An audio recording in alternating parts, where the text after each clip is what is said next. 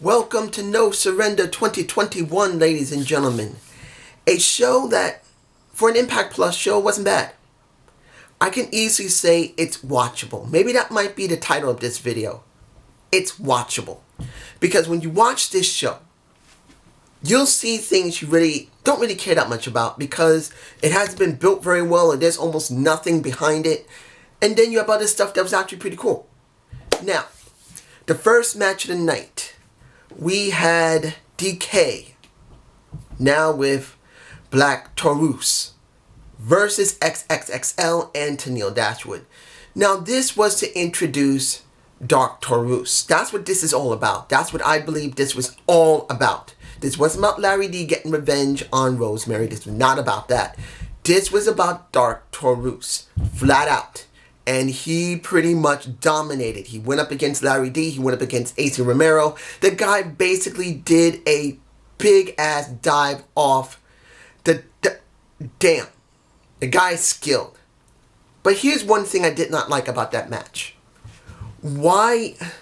What was the point of what was the point of everyone going on one side to do diving off of the top turnbuckle?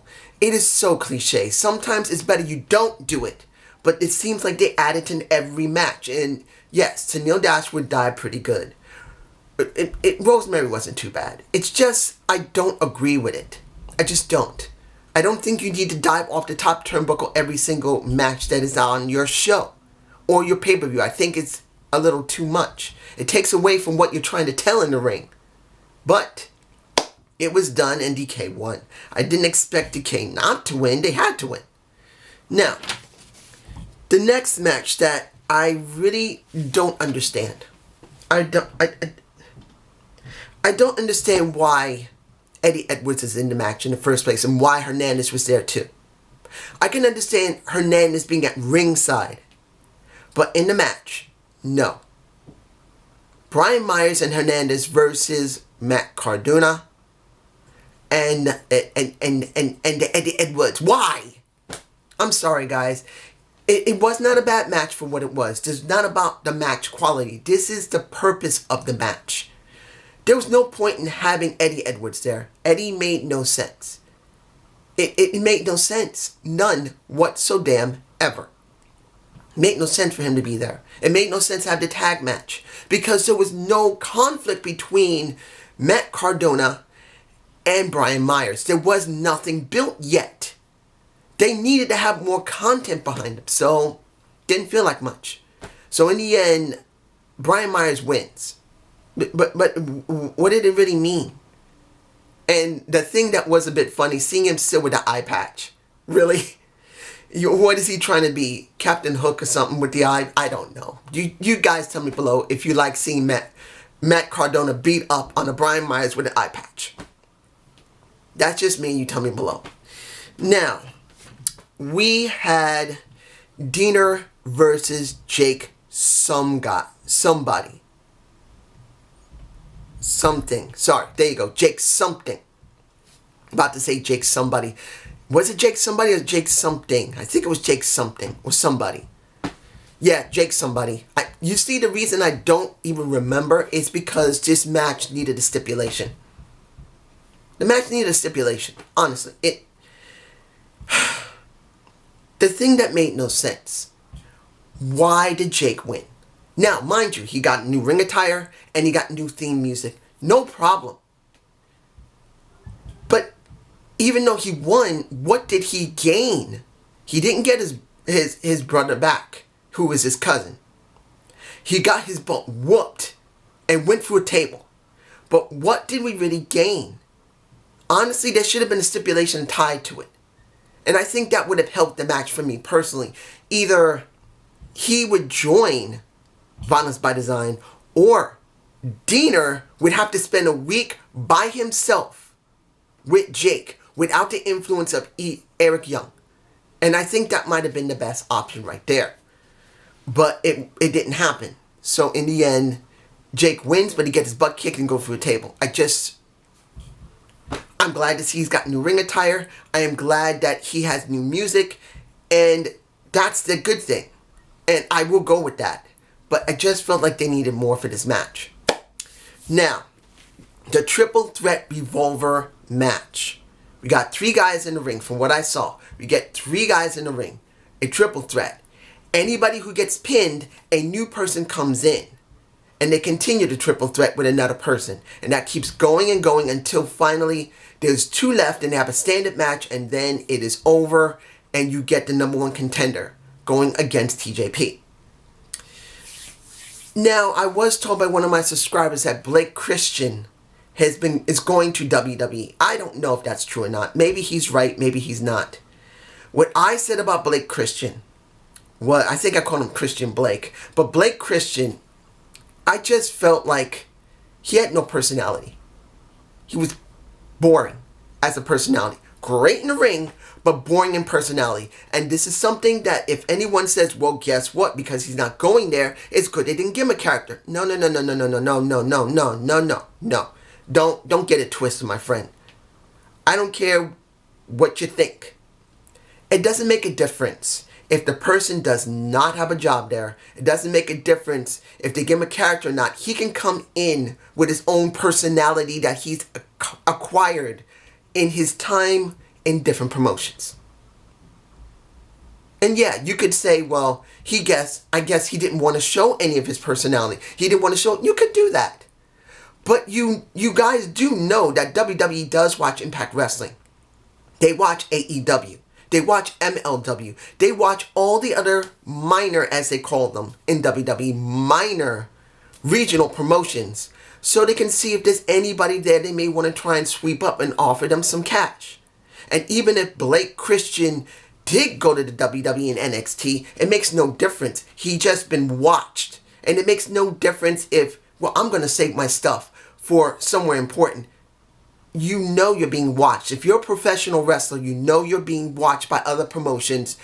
If a product, in this case, Impact Wrestling, is big enough to be seen, and it is big enough to be seen, it has an international reach, as many people have told me, and I know myself.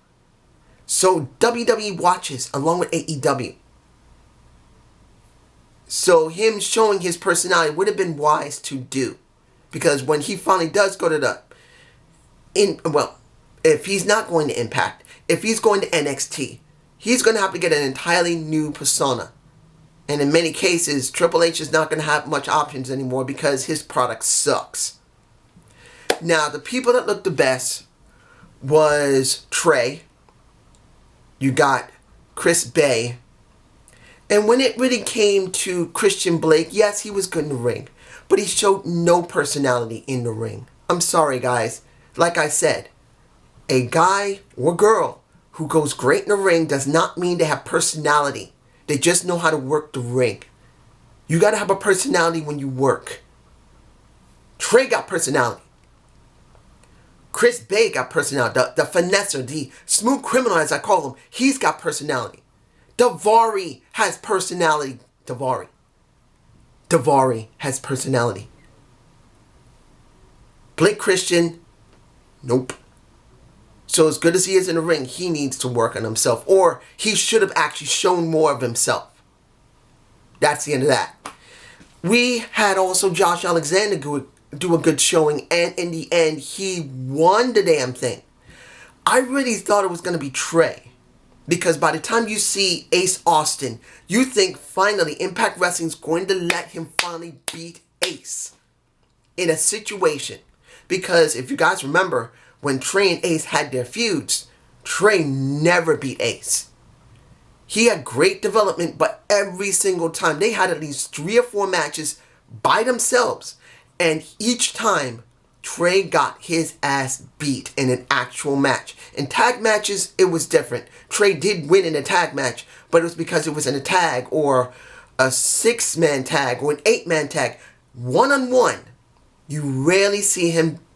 He never did beat Ace. You would think in this situation, yes, it is a lot of people in it. You would let him have it. Nope. It's Josh Alexander, which it'll be interesting to see Josh go up against TJP. And the question is going to be, how far are they going to push Josh? I want to know. Now, The match I cared the least about. I mean, I didn't care a damn about this match, guys. This match meant nothing to me because of what's been going on with it. The Knockouts tag team title match, Nevaeh, Havoc, the Hood Rats, or Fire and Flavor as they are generally known by their government names. It infuriates me that I should have cared about this match. In fact, I cared so little about the match at one point I just looked away from it. I was doing something else on the computer. I didn't care. You know why? No fresh meat for the Fire and Flavor, the Hood Rats themselves. They've only faced Nevaeh and they faced Havoc. How can you create two titles?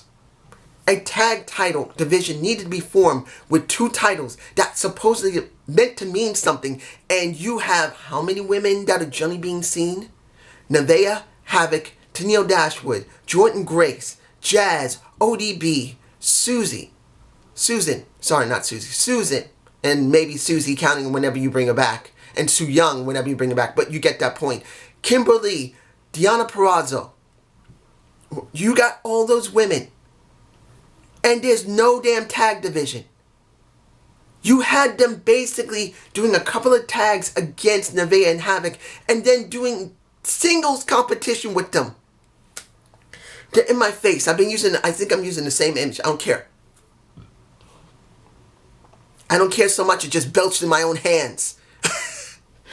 Guys, I was so frustrated with this match. Not because I hate these women. I don't hate none of them, but all talented women, all beautiful women. All of them. But what the fuck? At one point, you have Havoc destroying both of them. And in the end, yes, it was a no DQ match. Yes, I don't care. Havoc and Nevaeh, if you're going to do anything to make this interesting, should have won. Now, mind you, maybe there's new tag teams coming in because they did say more women are coming in, more knockouts possibly coming in. And maybe they just want to keep the straps on them until these women have been established and they attack them. Because, as I said, you got no tag division. You didn't bring none of the women in from the indies like you did during the damn tournament. Where are all those women that came in? They should have been called back. You could have made a deal with AEW and said, look, the people in dark, can we have them for a little while while we're doing this tournament again? Please. We need something for our women. They should have done something. They did nothing. They retained. I don't care. I'm moving on. Okay. 6 knockouts tag. Susan. Kimber Lee. Why did Deonna Purrazzo not have a match on the show? You could have easily gotten rid of one of the other matches for that. The women should be doing something. The champion should be doing something. But she's in a 6-man tag with ODB, Grace, and Jazz. Now, mind you, I'm not against Grace. I love Jordynne Grace. She's gorgeous. And she's a very capable wrestler. She's improved a lot in the last near 2 years. I don't hate Jazz because Jazz coming back and not retiring and working with the women in the back makes me incredibly happy. I'm sure she's working with them, helping them to understand how to look good for the camera, how to be able to make sure your moves look good. I'm sure she's teaching them something. If they're not willing to learn from Jazz, they're stupid. Because Jazz has enough experience to teach women and men. She should open up her own damn dojo. If Jazz saw this, I'm not saying she would see some tiny little YouTuber like myself. I would say, Jazz, how you doing, baby? You're a gorgeous woman. I love you. I know you're working for Impact. If you don't have a school of your own, please open one up. Teach men and women. They need a good person to teach, and I believe you'll be one of them. You've been in WWE, you've been ECW, you've been in NWA, and now you're back in Impact again. Please, teach these people how to do the stuff right. Make them characters. Make them real wrestlers. This is what I would tell her. And ODB. Not against ODB. Love these. Who wouldn't love those? She got a character that is not 100% bad, but if you see the situation, you got 6 women that literally are doing nothing. Why do we even have this match? I can understand you want to do something with Jazz going up against Dana Purrazzo. But Dana Purrazzo didn't get... Breathe. Breathe. Breathe. The faces won. Jazz beat Susie. Does that mean she goes up against Dana Purrazzo? I'm hoping, because we need something to be done. I'm just saying. She did accidentally nail Jordynne Grace in the face, just like what happened with Nevaeh. She got up. Well, Nevaeh didn't nail a Havoc, but she got so upset she walked away. I'm sure because Jazz got this pin and hit Jordynne Grace in the face, we're going to be hearing about this next Tuesday. This is coming up this Tuesday. Not next Tuesday. This Tuesday. We will be hearing what happened, and Jordynne may not be too happy that Jazz nailed her in the face. So I don't know. Just like Nevaeh being angry, I'm sure Jordynne Grace might get a little pissed. So we'll see. Now, what do we got? Raju versus TJP with Muhammad Ali Shera at ringside. This, I don't understand what this was the point about. What was the point about this? What was the point of the match? Now, mind you, this was the second best match of the night for me personally. It was the second best This was the second best match of the night for me. It was. Singles, second best match. The best match was the triple threat revolver match. That was pretty good. That was the best match. But this was, if you're going by first, that's the best match of the night. This is the third best match of the night. Seeing Raju go up against TJP when there wasn't no shenanigans of Muhammad Ali Shera, or seeing Raju try and do what he can to try and mess up and really mess around, like attacking TJP before he got in the ring, messed him over so he can get as much advantage. If you had it in the ring, it was really a good match. This was one of the better matches I've seen Rohit Raju do. And I know not everyone agrees with me about Rohit Raju. I know they say he's okay, but he's more of a jobber. This can show that he can go beyond jobber. He has those moments. But it does count, like I've always said. It makes no difference what you are. The booker, the creative team can book you in a way that will make you look great. Even if you're a jobber, you can look great. The Brooklyn Brawler was a freaking jobber, and people remember him and loved him because he was a fucking Brooklyn Brawler. Bad News Brown was some cases a jobber, in other cases he was a mid-carder, but he's remembered as one of the most favorite. Bad News Allen, or Bad News Brown as I knew him, he was loved, but he was a mid-carder. He could go beyond mid-card, but it counted to when he got booked. And Raju needs to be booked better, because when you see this, and you see after having Muhammad Ali Shera in his corner, after beating the crap out of TJP, what was the point of him losing? What? I don't understand. Now, of course, now Josh Alexander is now the #1 contender. But what was the point of Raju doing this in the first place? You could have just DQ'd the match or done something to prevent this and tried to build up more of Raju. Try to do something with Shera. As I said before, Shera coming back. And I know more than like 1 or 2 of my subscribers said Shera is nothing but garbage. I told you. It's not about Shera's garbage. It's about the writers writing him not to be garbage. They can write him properly and give him something that people will like. Not love, not adore, but like. I'm saying that now because I know someone's going to say it in the comments, and I'm saying to you now, even when I comment to you, you're not correct. Anybody could be booked. I or you could be booked if it was done correctly. And Impact still isn't doing it. That's just me. You guys tell me below. Okay. The tag team triple threat. Private Party, Good Brothers, Storm and Sabin. And having a great money mat by ringside. Here's the thing, guys. I did not expect the Good Brothers to job here. I didn't expect it, and they didn't. Good match. Private Party was the shining point here. This was all about them looking great. They're in my face. I believe I got a shot at them with Matt. But here's the thing. I didn't expect them to win.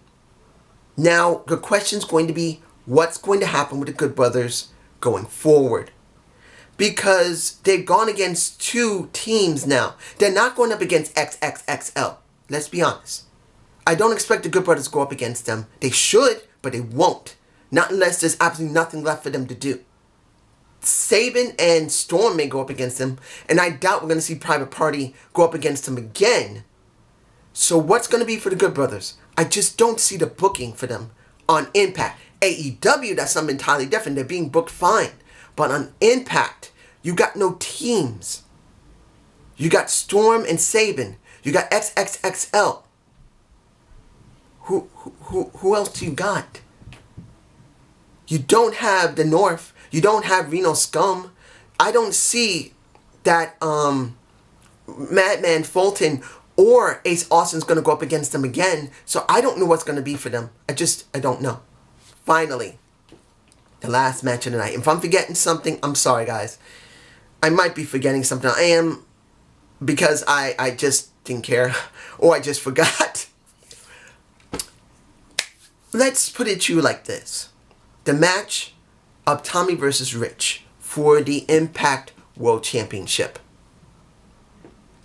And maybe I'll say, instead of watchable, this show's watchable, a touching moment. Maybe that's the best way to say this. A touching moment. Because this was about Tommy. At the very beginning of the show, you got Tommy getting a gift from Eddie and Alicia Edwards. And they're pretty much saying, thank you, we love you, you gave us our shots, you gave us help. And throughout the night, you saw they were trying to homage him they showed him twice. And when he had his interview, he was actually crying. Now, if that was real tears, good, it really helped. If it was crocodile tears, good, it helped. Because it showed more sympathy for a Tommy Dreamer. He knows how to ham it up. In this case, it's a good possibility this was an important match. This moment could be the last match Tommy has competitively, and maybe he'll be working in the back from now on. Either in Impact Wrestling, or maybe AEW, or maybe ROH, maybe he'll go to New Japan Pro Wrestling, or maybe, crazy enough, go back to the WWE and just take a desk job there, which I hope he doesn't, because they'll treat him like crap there. I'm not saying he's retiring. He's still young enough to still wrestle. He's 50.